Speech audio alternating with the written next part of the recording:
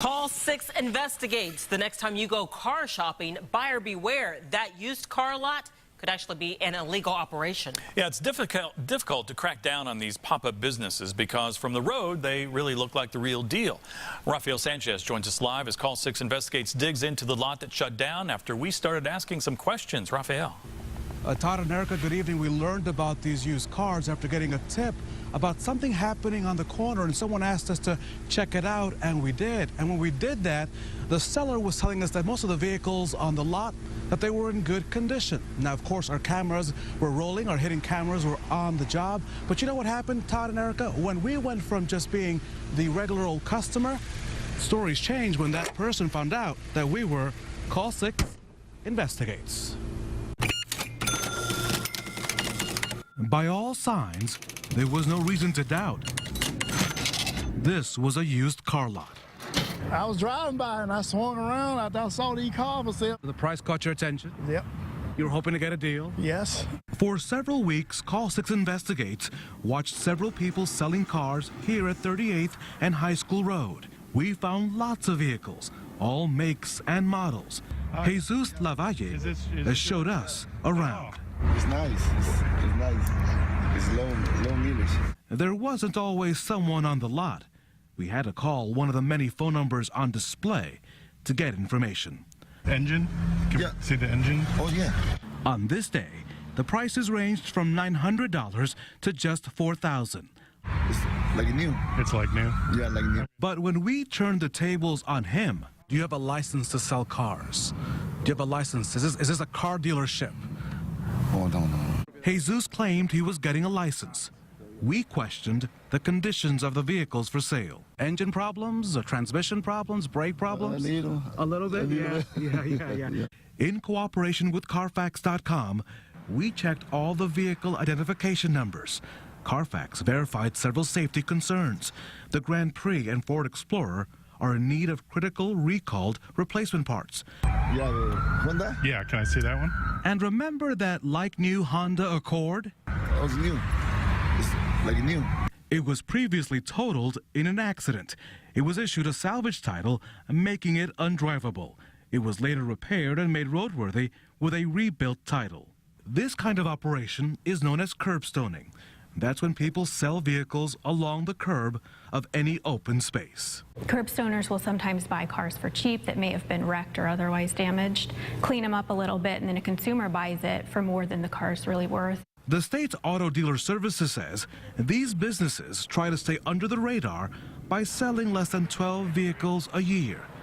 12 or more sales requires a license. Jesus told us he's only sold one minivan this year. He added that he and his partner are seeking a dealer's license. Call 6 checked and found no records of any applications with their names being processed. Is this a good business? No más. Quiero quit. He didn't think so. So here are the things you have to keep in mind when you're dealing with curbstoners. There are a couple of things you may want to keep in mind. The number one thing, check this out. You may not get your title, which means after you've paid possibly in cash, that car may not belong to you. The other big issue is one of accountability. Who will you go to when that car breaks down? Most of these curbstoners are nomadic. And one more thing to consider, if you'll join me right to the backseat of this vehicle, of course, is the audit. Unlike licensed dealers, these nomadic operations, these curbstoners, they cannot be audited by state regulators, which means if you file a complaint, there is no way for state regulators to come back to that operation and hold someone accountable to possibly fix your car or even maybe give you your money back. Todd and Erica. We begin at 6 with new details and video connecting Jared Fogle and the former head of his foundation, Russell Taylor. Our Call 6 Investigates team breaking the story today at 4. Fogle was involved with a group of men who met in Indianapolis. The group apparently shared similar sex-related interests. Call 6 Investigates Rafael Sanchez joins us with a story you will see only on RTV6. Rafael. Todd and Candace, good evening. What is making headlines today can be traced to Jared Fogle and a small group of men who 8 years ago were sharing stories in the VIP section of a local indie bar.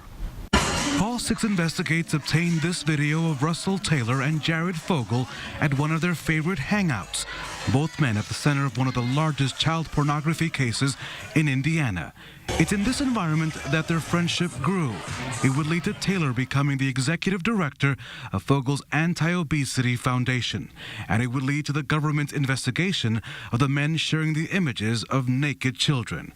Sources tell Call 6 Investigates that Fogel and Taylor and other guys, dubbed as members of the so-called Little Men's Club, would often meet at a Broad Ripple bar between 2007 and 2009. Sources say the guys would discuss their sexual exploits, especially their trips to Thailand. Group sex, sex with prostitutes. Court documents show that Taylor, as part of the federal pornography investigation, allegedly told a woman, in his own words, "Keep in mind we do travel to Thailand on occasion," and added a smiley face. The source says that Jared would often travel within the U.S. with a member of the group to watch his back and keep him out of the media.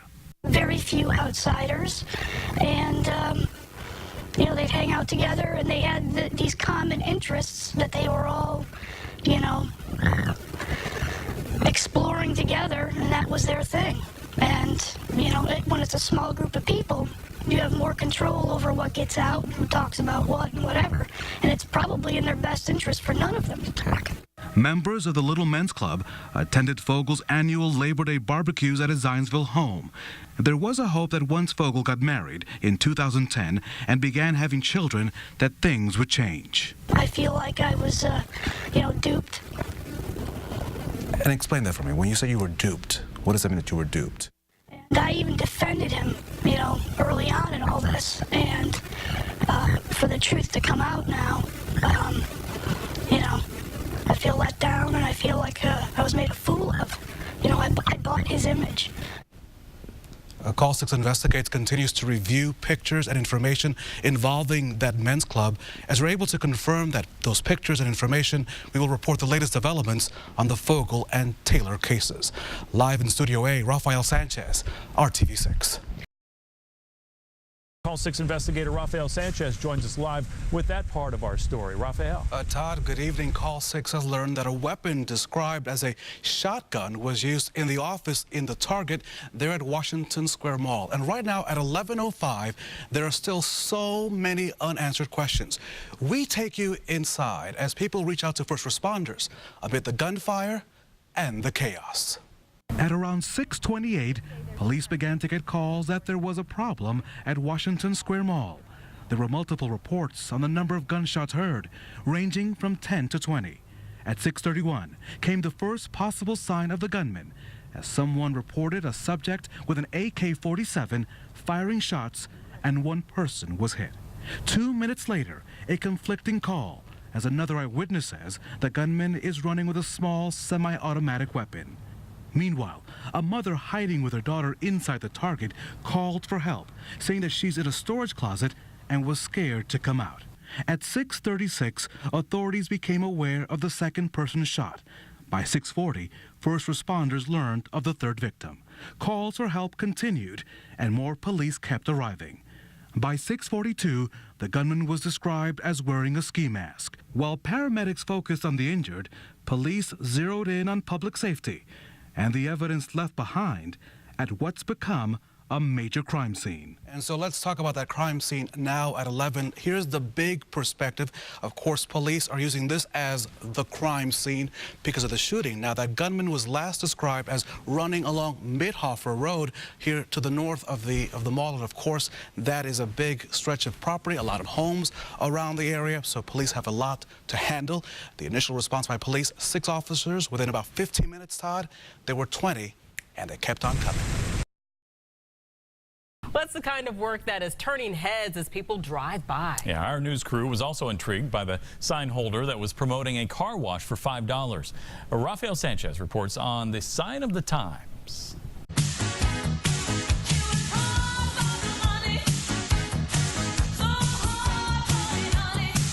By far the hardest worker we have. The people love her. She never takes breaks, never calls off. The sign holder's rotating routine revolves around getting your attention. And there's a lady right there. Did you see that lady with that brown hair? Yeah. Did you? Co-workers will tell you she's a model employee.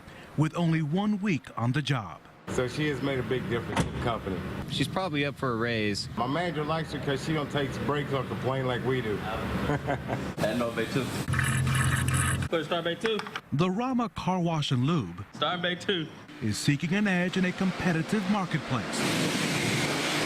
And their new team member appears to be good for business. $5 car wash. Good deal. And workplace morale. I love her. Love her. I proposed to her 2 days ago and she turned me down. There's a reason for the rejection. Nothing personal. After all, she's a robot. Oh my God, I'm shocked. I really thought it was a real person. She looked real, didn't she? A mechanical marvel bought online and brought to Indy, seeking vehicles in need of suds and shine. I thought it was a real person. Oh, she isn't, is she? Oh, she looked real. My husband thought she was real. He liked to jump out the car. He's 85 years old, so I'm not worried about that. Maintaining her public appearance isn't always easy. Fixing her shades and hair are a must during the occasional malfunction. Every now and then the sign will hit her chin and she just loses her head. UPS guy thought there was a hot chick out there. So the only employee allowed to show a pierced navel and unlikely to bolt to the competition will continue to stand at her post. There are plenty of signs she's here to stay. I definitely will come back just because of her. Put in a sign.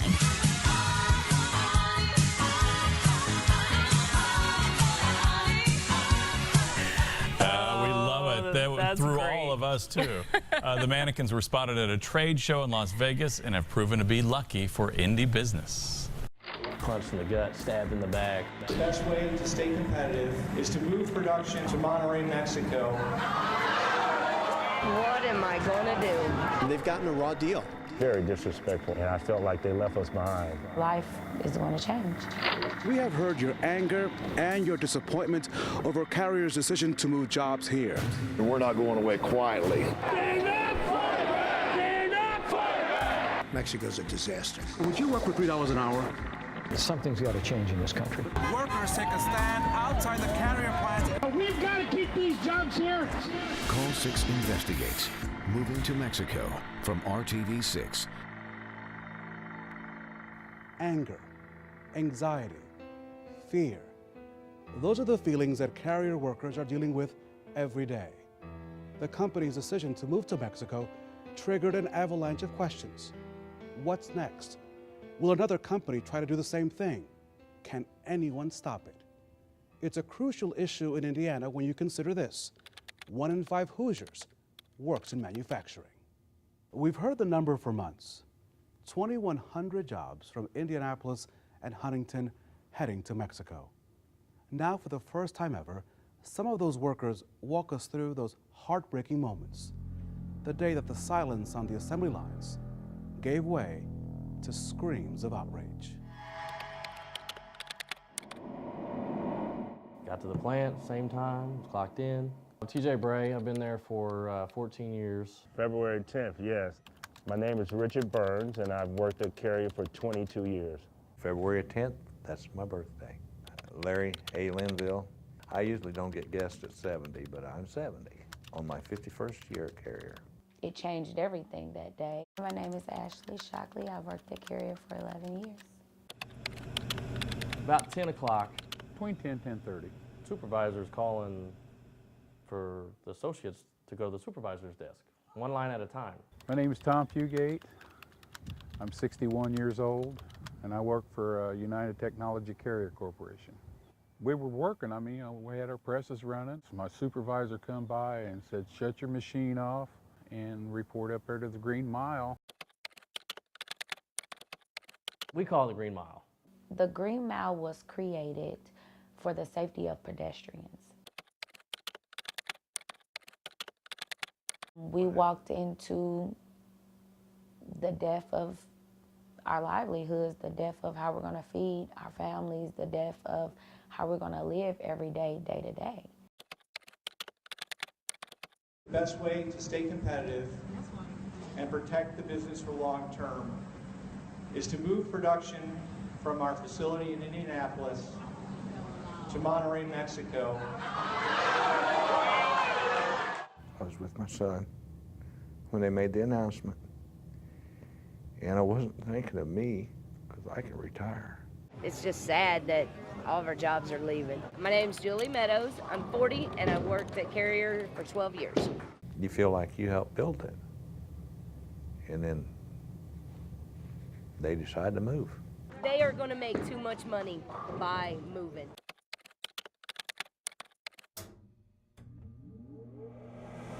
Corporate greed, you can't mess with that. Definitely a punch in the gut. It's sad. For us people that put blood, sweat, and tears into this place just to get that. This is strictly a business decision. What's people going to say when you tell them, hey, we're moving your job to Monterrey, Mexico? Did that just happen?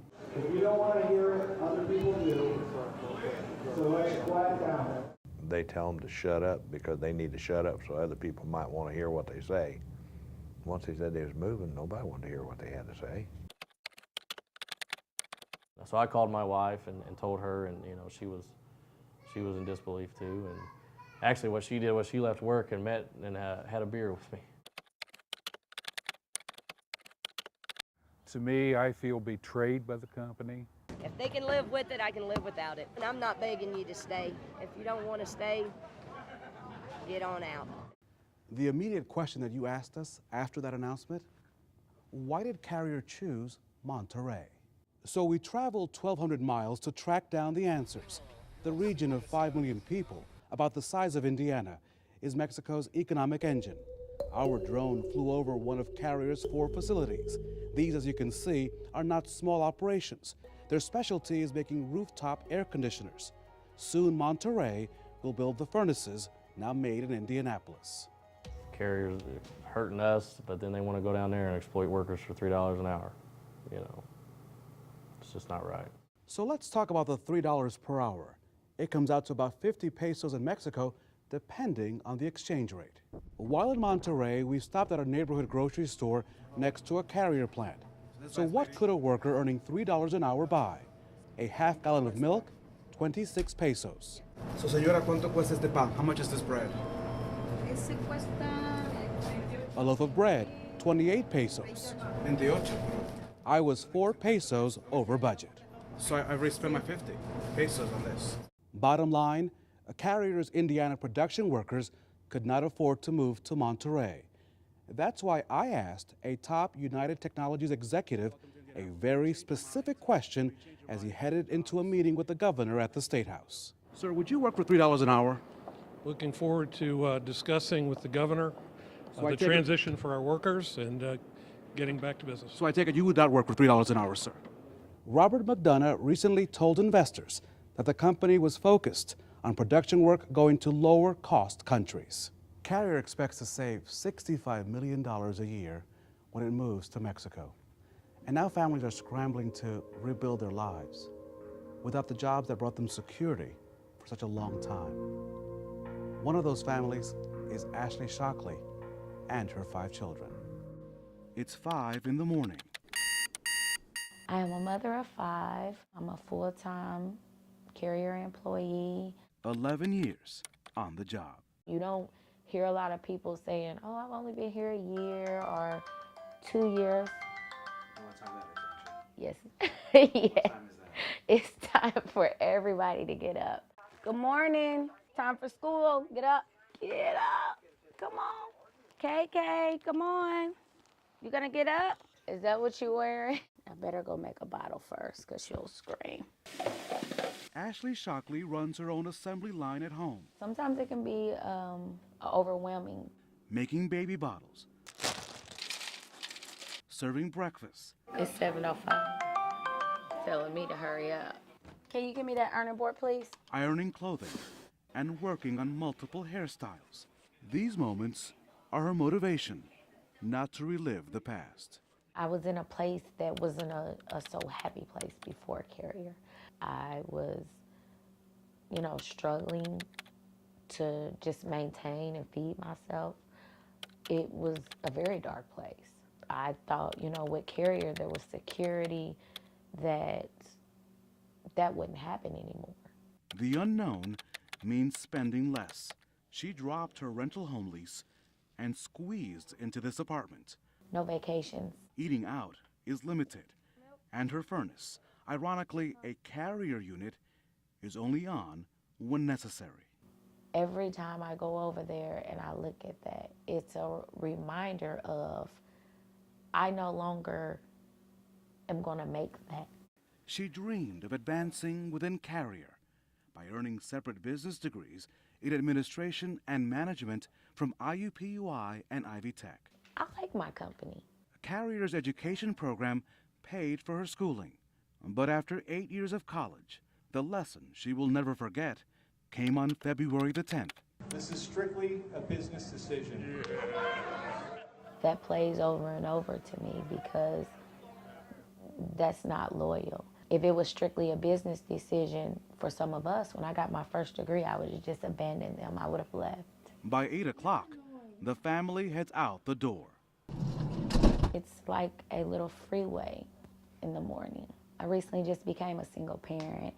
Is she okay? She's still sleeping? Okay. Love you.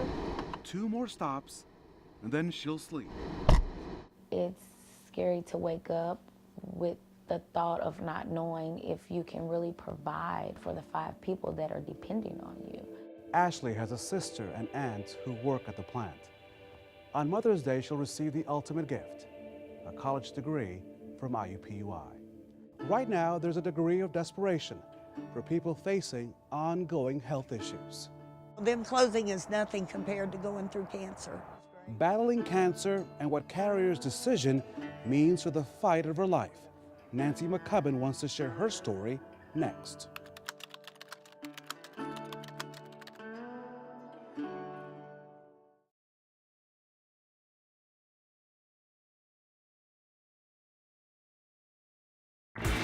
Call 6 Investigates. Moving to Mexico continues on RTV6. No doubt Carrier workers are scared about losing their livelihoods. For some, it's more urgent as they rush to get life-saving medicines and surgeries before their benefits are gone. That one is definitely my favorite. My name is Nancy Alberta McCubbin. I've been at Carrier for 13 years. On her porch, she enjoys the chimes in concert. I love the sound it makes. She calls the soothing sounds the whispers of angels using the wind to make their presence known. The angels saying everything's going to be okay. Her musical collection helped in 2014 when she was diagnosed with breast cancer. The love and support from her co-workers also got her through the chemotherapy and mastectomy. Everybody at work still comes and checks on me, comes by, gives me a hug, and that means a lot. Nancy is on medication for the next 5 years. Before Carrier takes her job and health insurance, she's setting up all her doctor's appointments and procedures. I don't want to not have my medication, and I don't want the cancer to come back. Her co-worker and bowling buddy, Julie Meadows, is also pinpointing the best time to get in all her checkups. Get everything done. If I need any surgeries, get it done now. Julie speaks openly about the effects from the brain tumor removed at age 15. Brain tumor, blind in your left eye, went from 20/20 vision to can't see anything. She must take medicine to prevent another tumor. Her daily goal is to strike a balance between caring for herself and not stressing out at work. Losing Carrier, that ain't in it. I mean, I was in the hospital for 4 days only, so you got this. I got this. Positivity and laughter, and just look at it day by day. And I'm still here, and I'm fighting, and I'm gonna keep fighting.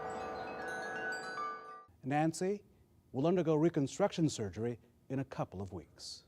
We don't want probably Carrier coming here. We want to make the new Carrier. We know about your anger with Carrier's decision, but not everyone in Monterey is excited about the company's expansion south of the border.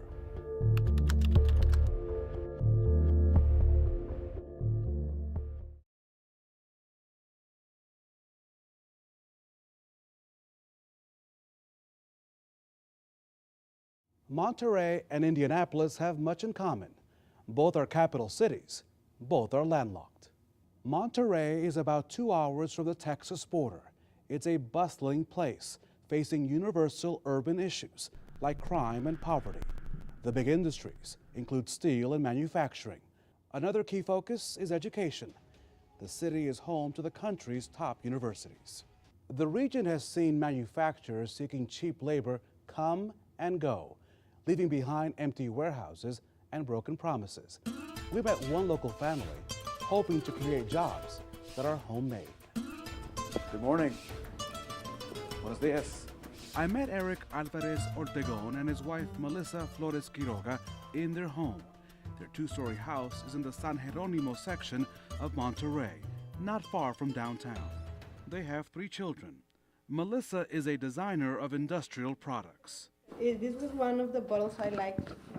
We designed like 5 years ago. Eric is an electronics engineer. He's designed a computer mouse that will help people with disabilities who can't use a computer. Basically, this is a sensor that can be placed anywhere in the body. And by moving this sensor, it just translates everything to move the pointer of the computer. And this is something that we just developed from the scratch. Between our conversations, the couple shared a popular native drink known as Jamaica. It's a flower that, when cooked, looks like fruit punch. We then made our way to their couch. Can I live off the $3 to $6 an hour wage being offered to workers here? Not really. No, not at all. The couple says the $3 an hour wage would not be enough in Mexico if an Indianapolis carrier family moved to Monterey and expected a similar lifestyle. Maybe if they both work and... If they both work and if they would like to get like a very small house nearby the factory. No, I don't want a small house. I want a house like yours. I want cable. I want to send my kids to a good school. I want what I have in Indianapolis. I want the best for my family. I want the best for my kids.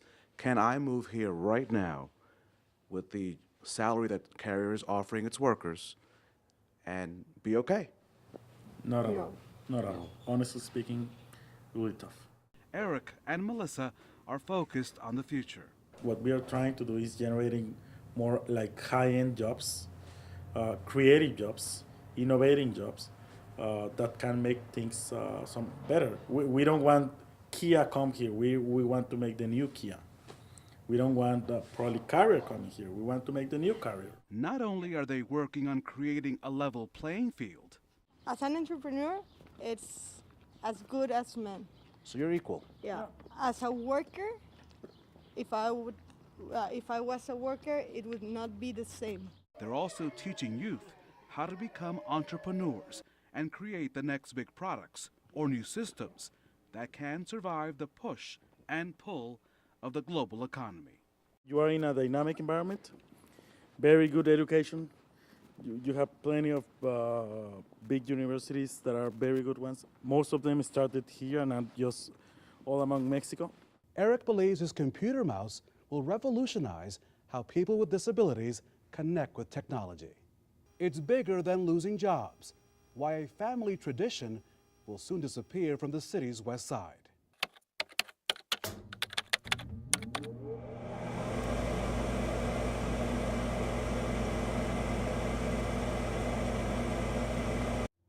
For Carrier's workers, the plant has been less about business and more about family.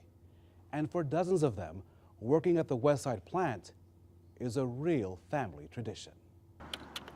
Look at that, good hit, good hit. TJ Bray is passing on to Zane what his father taught him. Put your hands together, like that, there you go. His other joy, his daughter Jovi. Give a kiss. Thank you. We tagged along as TJ went to get dinner for the family. As long as they've born, I've been a carrier, and you know, Zane always says, I want to work there, and he'll get my safety glasses or my, you know, and he'll say, I'm going to work where Daddy works, you know, but he won't work there. The 31-year-old has worked at Carrier for half of his life. On his second day on the job, he asked for the night off in order to graduate from Decatur Central High School in May 2002. I always thought I was secure, and I would be able to retire there. Working at the plant is a family tradition. In the last 14 years, 3 uncles, Wayne, Chris, and Randy, and Aunt Shirley, have retired. Combined, that's 143 years at Carrier. 2 cousins, Brad and Kip, still work there. On his way back home, TJ showed us the road that gets him to work. I take this road twice a day. I have for my whole life. And to grow up off Furnace Road and make furnaces. But for too long, I won't be making furnaces no more, so I won't have to. But then every time I get on this road, I'm sure now I'll think about a furnace. Looking down the road, he's open to a new career. I'm home. In the meantime, he'll focus on his labor of love, being a husband and father. I live for them. I mean, I do everything I do is for them. TJ plans to stay on the job until the end. When Carrier closes, he says he'll never forget the Green Mile or the people he called family. For all of us here at RTV6, thank you for watching. My coworkers are my family. You worry about yourself, but you also worry about everybody else out there. Yeah, you become family. 52 years old now. What do I do now? I don't think you can ever be ready enough. I'd work until my dying day if I had to. I enjoy it. You know, I'm just going to keep my head up and just keep working until the door's shut.